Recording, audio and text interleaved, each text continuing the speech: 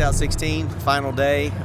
We're loading up to go home, and we parked Old Blue in the winner's circle last night for the first time in a long time. So we've been working on the car real hard. All of our sponsors have been doing a lot of cool stuff for us, and there's a lot of R&D going into the race car right now, and it's showing. We brought it out here first of the week, took it out of the box, tried to pick up where we left off in Bradenton. The car seemed to do well.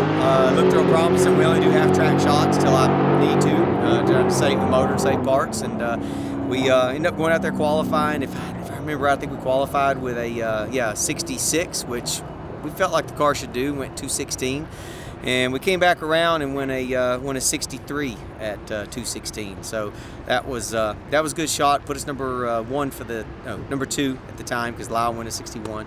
So we just kind of went into race mode after that. Tried to be smart. We had a Pro 275 stacked for probably some of the hardest teams in the sport to race. They're financially backed, they're intelligent, and they got all the right people in the right spots. So we focused hard on working on just being smart every round, racing the track, and not being stupid. And we dropped the valve on, I don't even remember what pass, but we dropped the valve, which did a lot of damage. So we had to put a sleeve in it, piston, rod, borrowed a cylinder head from Jeff and Patrick Miller, put it on, and then we broke a valve spring the next pass after that. We went 219 after that, though, so I may never give him that head back again. But nonetheless, we had a great week, and all my team, everybody's here helping me, has done an amazing job. Couldn't do it without them, Kenny and Bill and Priscilla, and my daughter Paige is even here with us this weekend. Mikey was here, which is Kenny's son, so we have a good time.